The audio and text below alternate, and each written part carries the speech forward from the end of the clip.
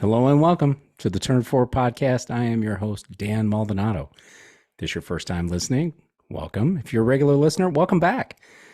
The solo effort today, actually, I can't say it's a solo effort today. I have baby girl joining me today, Jillian Page. So Jill's going to join us here toward the end of this when we do the grid walk section. So I got some personal obligations and work travel. Yes, believe it or not, I do have a full-time job.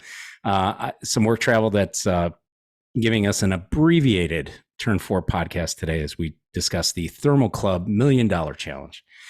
Thermal Club welcomed IndyCar to use their track for both testing and then the $1 Million Challenge, the much talked about $1 Million Challenge. It almost feels like they being IndyCar, spent more time talking about and promoting this event than really any of the points paying events. I saw a lot of social media on this. I saw a lot of social media from the drivers on this, a lot of promotion. We've talked about it. We've talked about it a lot on this show. It's talked about a lot out there on social media.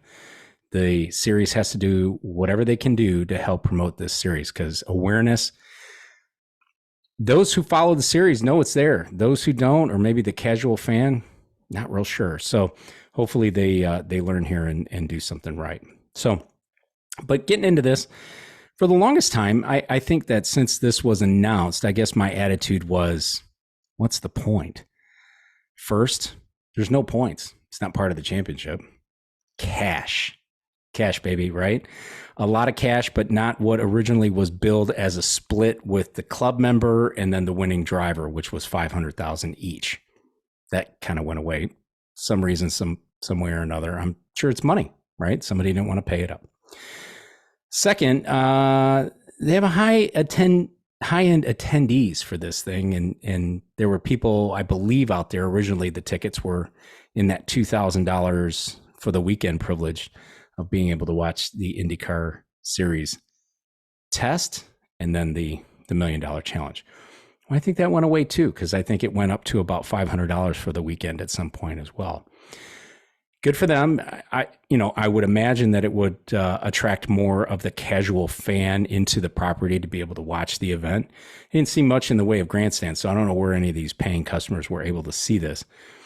That would be interesting to know, frankly, to hear how people were able to view the activities on track. Because, like I said, no grandstands. At least I didn't see any on any of the broadcasts. $500 still sounds like a lot. It's not $2,000. I think the $2,000 was a bit of a stretch. I don't know. That was Formula One Las Vegas money to start with. And I think that there's only one reason in my mind that they went from $2,000 to $500, and it's because they couldn't sell them at $2,000 or didn't sell enough at $2,000.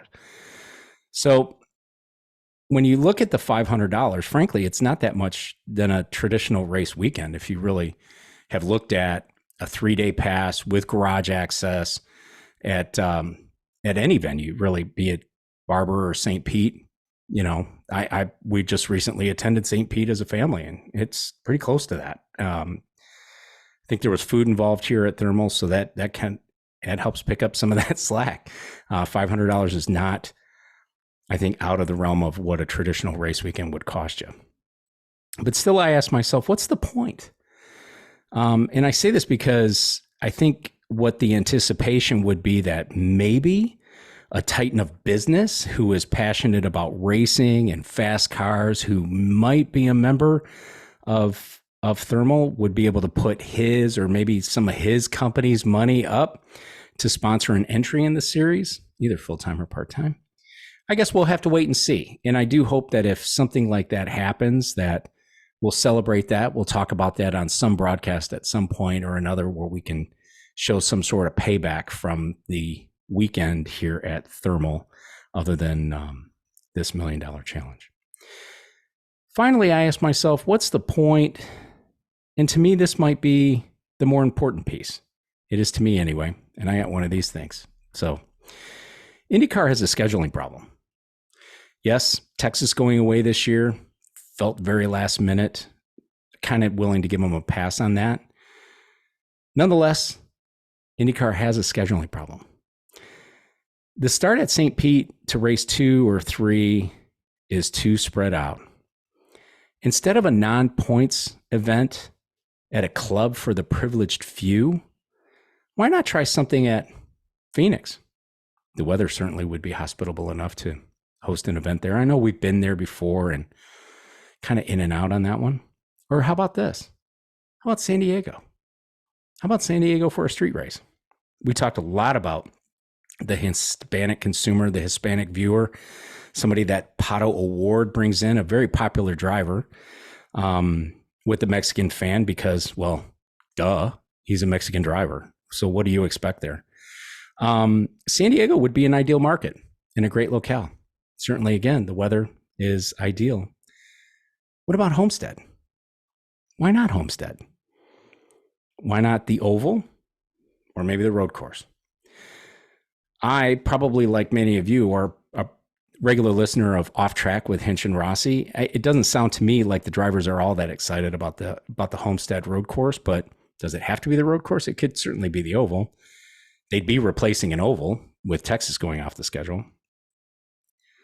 My point is this. I really enjoyed this weekend. Don't get me wrong. I really, really did. I enjoyed it from the perspective I got to watch more than 9 hours of IndyCar on Peacock over the course of this weekend. Ton of IndyCar exposure. I really, really enjoyed it. I enjoyed the challenge too. Was it the go big or go home I thought it would be? Not exactly, because of the tire situation. But if you look at it from Colton Herta perspective, certainly was go big or go home. And it almost paid off. By the time he got to fourth place, it was too late to do anything heroic. But we're going to talk about that more in a bit. Will IndyCar go back? They keep saying they'll review the weekend and they'll decide after this weekend. If I were putting my money on it, amount of money that mattered, I would say most assuredly they'll be back. Whether they do or not makes no difference in my interest. Do I think this should be in lieu of an actual points-paying event in a new market to grow the series overall? I sure don't. I'd much rather see us fill the schedule with an event in a market that pays points, matters in the championship, but more importantly, builds it in a market that embraces the series and wants to see him come back. Be curious to see what you have to say post event weekend. Make sure that you're engaging with us on social media as you always do. Leave us some comments on the YouTube, leave some comments in the Twitter and everything else. But we're going to move right along here in this abbreviated episode. Going to move right on to the grid walk. Going to introduce the junior member who normally handles a lot of our social media here on the podcast. Jill, my daughter, also known as baby girl a lot of times here. Hey, how are you? I appreciate you doing this. Love the shirt. Great job with that. Yeah. There you go. So everybody should let us know if they would want one. Oh gosh. We could start that. Here we go. So if we get one, you're responsible for it. Of course. Put sizes as well. Oh man. No, let's not. Let's not. All right. Hey, thanks for being here. Let's walk this grid. What do you got? All right. Well, Palou wins, but is that any surprise that he would do good here? No surprise at all. I think he was good all weekend. I think that when you look at what the expectation was based on how they performed at St. Pete, I think some people were a little bit taken aback. Ganassi going to 5 cars, kind of not understanding where they're going to be able to fit and use all these resources and put things out there. Palou was good. And here's the thing. This is also a very Dixon kind of event. Got to save tires, got to be ready to go at a moment's notice, be able to maintain that gap ahead of whoever it is that's chasing you. And that fits into their strength of this. So this doesn't surprise me one bit that Palou takes the big check. Mm-hmm. Ganassi overall, they did pretty decent with Palou winning. Armstrong was 5th, Lundqvist taking 6th, Dixon 12th in Heat 1, and Simpson 11th in Heat 2. Yeah, when you take a look at the team overall, I think that you're going to see a lot out of Pelot, out of Dixon, out of Armstrong, out of Lundqvist. I think that Simpson is going to take some time. He is a true rookie, very green, and he's going to take some time. But I want to talk. I think I have all the faith in the world that Lundqvist is going to get it going. I think he's going to be really good this year. I think we're going to hear his name more often than maybe he thinks he was gonna hear it this year. I think he'll be super strong. Dixon is very, very capable. We know that he'll put in an effort. He'll always do Dixon kind of things. He's always in play for the win. I don't worry about that. I think that in this particular case, he was taken out in that Heat 1. I don't put it solely on the shoulders of Scott Dixon, what happened, this accident with Grosjean. You know, if you're watching it, Colton Herta being on the inside there, trying to get a jump on the start, I think that just unnecessarily too aggressive in the opening laps of this thing, and we just didn't need to be that aggressive. You got a good car, you know, let it come to you. They knew what their strategy was going to be, so I don't really know what he was doing in there anyway. But Armstrong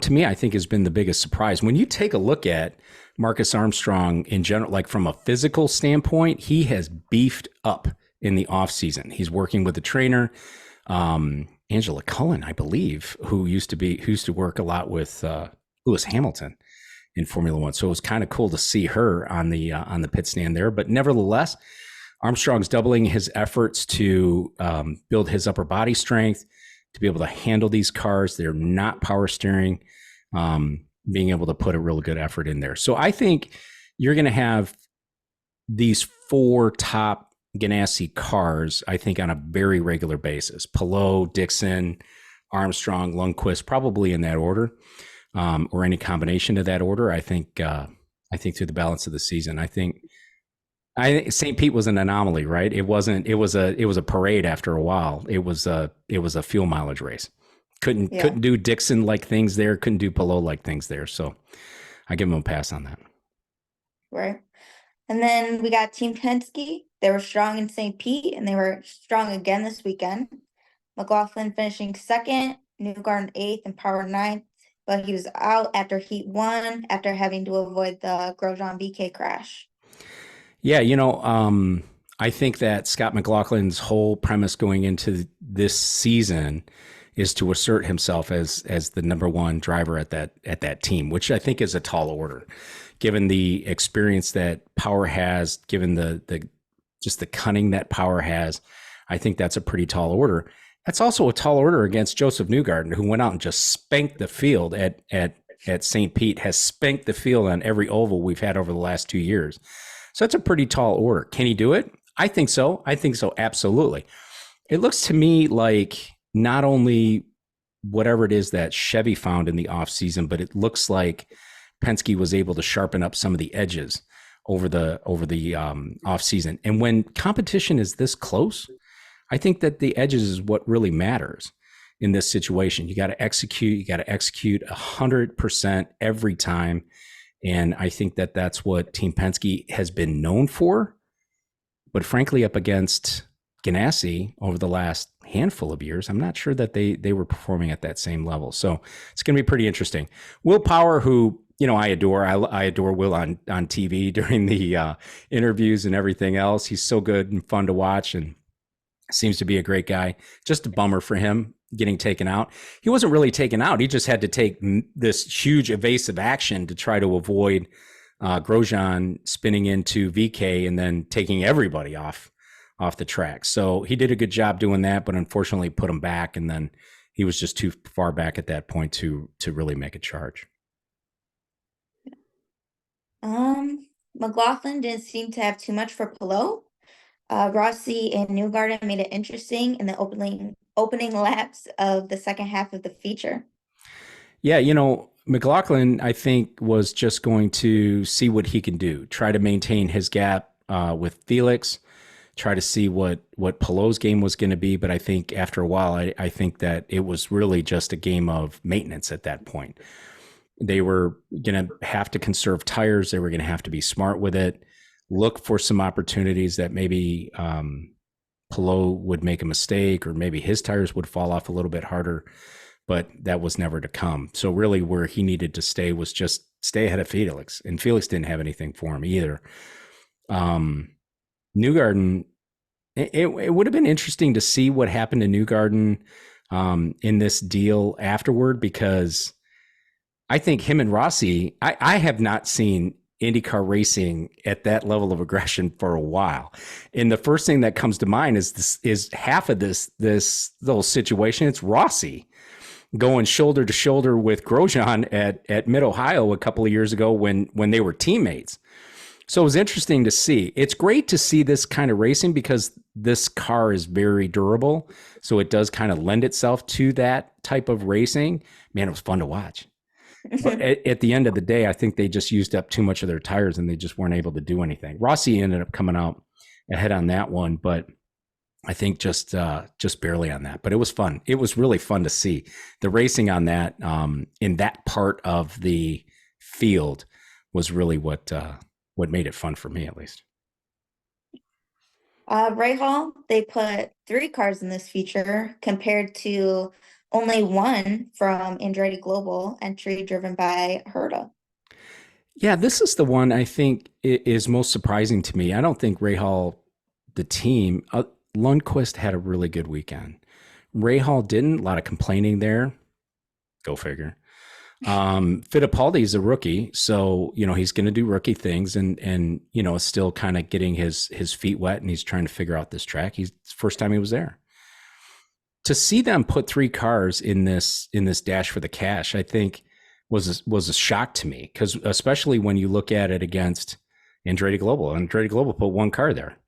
You would think that if anybody would have a better package or kind of a better thing, a better car under them, it would be the Andretti guys. Ericsson wasn't there. Ericsson had a rough weekend. Kyle Kirkwood spent a weekend trying to crash, and his car looked terrible, most of the weekend, as did the Rahal cars, but they still got 3 cars in the big show. So does this mean they've turned a corner? I don't know. I want to see what they look like at Long Beach, because honestly, I think from a street course perspective, I think Long Beach is really what's going to show us what's going on there. Is Lundqvist going to be strong? Yeah, I think he's strong enough. He's smart enough. I think he can transcend even a bad, kind of a car that might be just a little bit off. I don't think Graham can. We'll see what Fittipaldi can do. He's a rookie, so we'll see what goes on there. I think Graham likes a very specific car to Graham, and that's where Graham excels. I think that in any of the rest of this, I think he struggles a bit. And you know what? I would tell you, out of 27 cars on there, there's 20 guys out there that are going to do really, really well if they have a car that works really, really well for them. So not saying anything necessarily derogatory about Graham. I'm just saying. It was pretty spicy between all 3 of the McLaren drivers in the second heat race. I'm so glad you weren't home during this, because I think you would have been having a fit if you would have seen how aggressively Rossi and Pato were racing your boy Ilott in some of those stages. But good for him, and him being Ilott, because he has nothing to lose here, right? He has no drive after this. He lost his drive last year. He's going to race in the World Endurance Championship, which is good for him. But he has to, this is putting his resume together back in IndyCar to try to prove that he belongs here and that he belongs in a top level drive here. Do I think he'll get it? I do. Man, it was so fun to see those guys go at it. As a team owner, though, I'm sure when the McLaren management team was watching them race like that, as hard as they were racing against each other, I'm sure that they couldn't breathe for about 2 or 3 laps. It was spicy. It really was. It was great to see. It was really, really good to see. So, but we'll see. Rossi, he transfers to the feature. He held his own in the first half, but then when unleashed to the second half, a very spirited battle with Joseph Newgarden might have taken too much out of the tires for Rossi to do much to get to the front. Yeah, I talked about it earlier. It was so cool to see Rossi battle side by side with Joseph Newgarden. Neither one of them were going to give anything up there. And it's interesting because I think that sometimes, and And I've said it before about Newgarden on ovals, especially, which is super dangerous. I think Newgarden feels like when his car is good, he's just going to come through the field, and you better just get out of his way, right? Because this car's good, and he's Joseph Newgarden. I don't think that Rossi cared this time. He didn't care one bit about this. So it was good to see. It was fun, but at the end of the day, I think both of them kind of handicapped their race a little bit by taking a lot out of the tires. They used, Rossi especially, used a lot of push to pass in that situation, so kind of put him behind. But good for him for making it into that final. So it was a lot of fun to watch. I think, to me, Rossi, Newgarden, Herta in that second half of the feature, I think they're the ones that really made it worth it.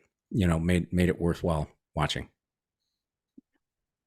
We got Meyershank Racing, but let's be honest, right now we're talking about Felix Rosenquist.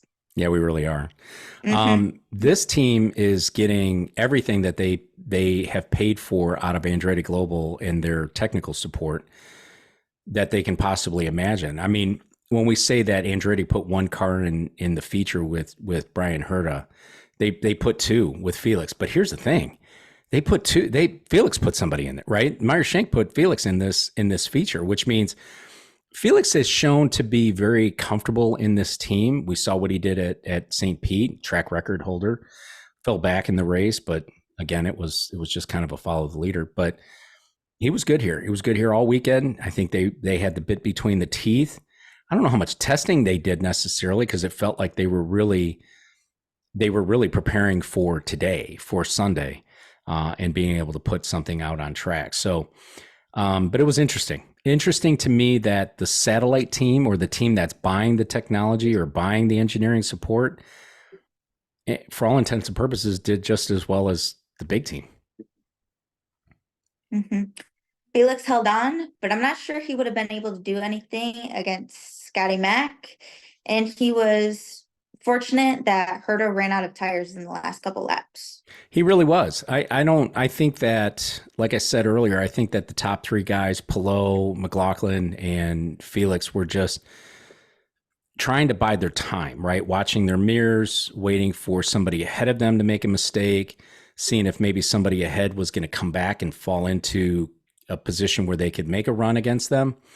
But that wasn't the case. That never materialized. Herta, having saved his tires in the first half of that feature, he still needed to use those tires to come through the field. And by the time he was making his way there, I don't think he would have had anything for Felix there anyway. I don't think he would have been able to do that. And with Felix maintaining a 2 or 3 second gap behind Scotty Mack, I think if Herta had gotten there, I think that Felix would have been able to pull out a little bit something. Look, you can catch somebody in IndyCar racing. Passing him is a whole nother thing. So just because he was knifing his way through doesn't mean he was going to knife his way right through Felix Rosenquist. Right. We got a couple other notable mention here. Let's start with Rinus VeeKay. We're at Ed Carpenter Racing last year. They fired Connor Daly mid-year. They brought in Ryan Hunter-Reay to try to bring in and just kind of juice this team and try to help get them back on track. It sounds like Ed Carpenter Racing did some off-season work as well in the engineering and just making sure that things were sharpened on the edges, just like I talked about with Penske. And where it's paying off is with Rinus. And I think this is a contract year for Rinus. So this couldn't come at a better time for Rinus VeeKay to really be able to show that he is a quality driver, that if given decent equipment and decent support on Sunday, that he'll be able to bring it home. He was good. I would have loved to have seen what he would have been able to do during this race, but again, he was taken out, and it was certainly through no fault of his own. I mean, he was just a victim of circumstance. He got clobbered by Grosjean, who, again, I don't know that we want to put all this on Grosjean. Grosjean's the one that got hit, so it's just unfortunate, the guys that got taken out in that situation. Dixon, Grosjean, Lundqvist in some ways was handicapped by that too. Rinus and Power, just kind of a bummer to see that happen. But look, I think he's going to be good. And I think they're going to be good on road courses because that's kind of his specialty. We know that they're always going to be good on ovals. So we'll see what happens there. It'll be a lot of fun to watch. Mm-hmm. We got Marcus Armstrong. Marcus Armstrong, like I said, he's beefed up in the off season. I think he has doubled his efforts. He knows that he is going to be in for a full-time ride this year, which means he's going to have to run these ovals, which he's never done before, and being able to pull this off. And here's the thing: there has to be a certain level of, pressure that somebody like Armstrong feels, because you got Palou winning everything, you got Dixon who has won everything, and you got two rookies kind of behind you. So where do you fall, right? Where do you fall in this 5-car lineup? So I think he has to do something to make sure that his name is spoken, that he's making a statement, and that he's doing something throughout the year. That can add pressure in the wrong way too. I think he's smart enough. When you look at him on TV, I don't think he's not incredibly engaging at all. I mean, I know his podcast is pretty fun to listen to, but what that tells me is, I'm not saying that's a bad thing. I'm just saying that's pretty even keel, which is probably what you want for somebody who is probably taking on this much pressure. Mm-hmm. Then we got Linus Lundqvist. Yeah, you're struggling with the QV. I'm struggling. It doesn't look like that. I know. I'll call him Linus, but I don't want to. Linus has the same situation. He was an Indy Lights champion who was out of a drive, and then in sub for, I think, Jack Harvey. I mean, he was in the Meyer Shank car. So for Simon Pagenaud. So, and Linus came out of nowhere and proved he was deserving of it. Getting this ride at Ganassi, I think, shocked the world. I think anybody who was watching IndyCar, who has been watching IndyCar for a long, long time, I don't think anybody expected Linus was going to get a ride with Ganassi. And he's proven worthy of it. I think he's going to have a pretty good year. I know what pressure, like I just talked about with Marcus Armstrong, but I don't know that Linus feels the same pressure. Linus could very well be just as good as Marcus, easily. Is he at that Palou level? Nope. Is he at the Dixon level? Nope. But I think he'll do really well. AJ Foyt Racing. I don't know what is going on here. So we heard all off season, it's going to be great for AJ Foyt Racing. They've got a partnership with Penske and blah blah blah. Let's look at the partnerships, right? Juncos Hollinger Racing has some sort of partnership with McLaren. Don't know if it's technical. Don't know if it's just McLaren needs somewhere to park their stickers because they got so much sponsorship they don't know what to do with. They're having a hell of a year already. 2 races, right? Grosjean is.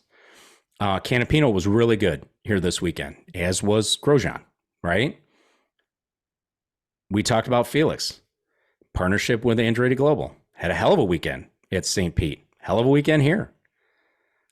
I don't know what technical support for AJ Foyt means from Team Penske, because when you look at them against the backdrop of Penske, they're really not living up to it.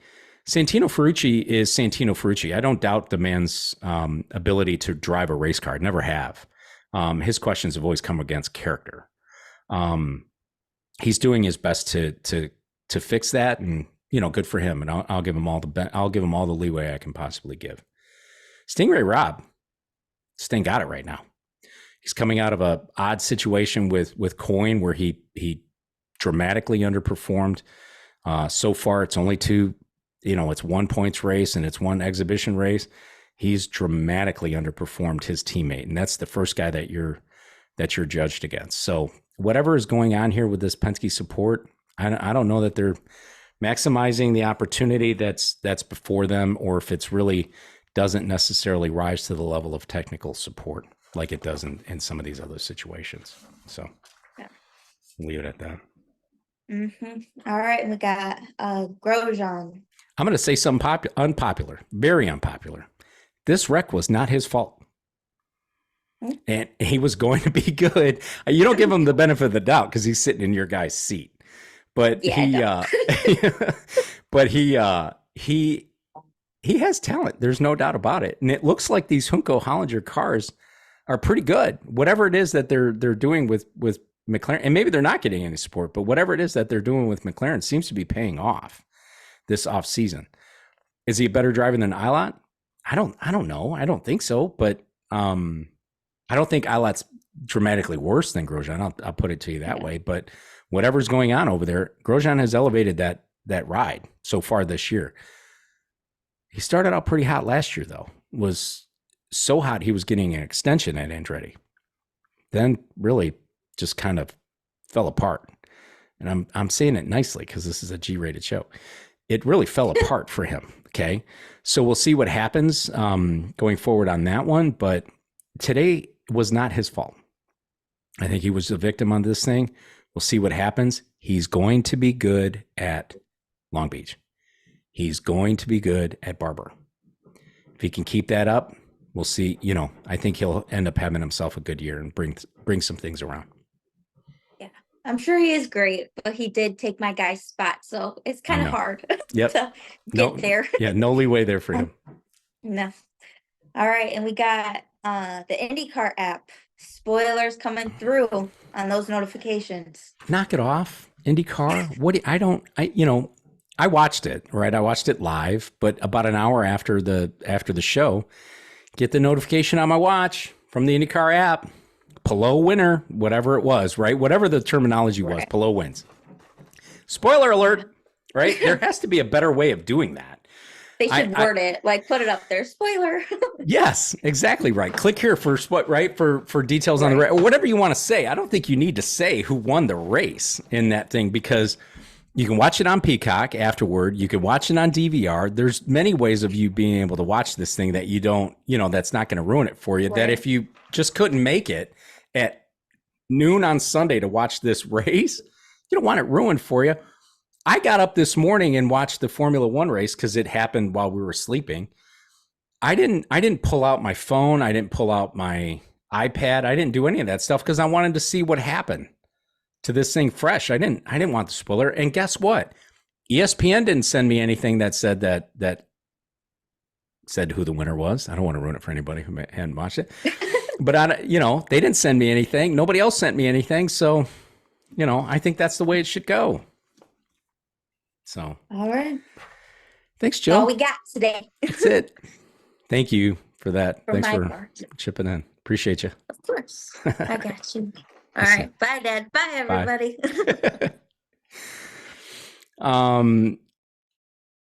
That was fun. That was a lot of fun. In a little under a month from now, the series makes its way back to Long Beach. It's one of the series' oldest and most popular events, and it races pretty good too. It always produces something fun. Sad that we have to wait almost a month for this thing to happen. Hopefully the series is working on new events and points races to fill the space. I'm sure that they are. I actually hope that Texas will be back, but I'm not sure that that's going to happen. I like to see an oval happen before Indy. I think that some of the rookies like to see an oval happen before Indy as well. But again, I don't know that that's necessarily going to happen. It's all I got. Hey, thanks for sticking with us as the show continues to evolve. Where it goes from here, again, not sure. I have some ideas. This was certainly a lot of fun to be able to do this with Jill. I kind of put her on the spot with this thing last minute and just kind of slid the script under her door and said, hey, I need you to read the part that's highlighted. Can you do that? We had a family function today. We kind of bailed on that early. So I want to, of course, thank my loving and patient bride for letting us leave my lovely niece's birthday celebration a little bit early. And I'll say happy birthday to Allison too. I doubt that she listens to the show, but I love you. Uncle D loves you. And, we appreciate letting us leave early. So, hey, we'll catch you in a couple of weeks, and we'll continue to keep up with all of your comments on our social media channels, the Twitter, Instagram. Jill handles that TikTok. I never even open it. And then of course the YouTube videos. So we always get a lot of good engagement there. So appreciate that. And we'll be back to see you in a couple of weeks. Thanks everybody. We'll catch you next time.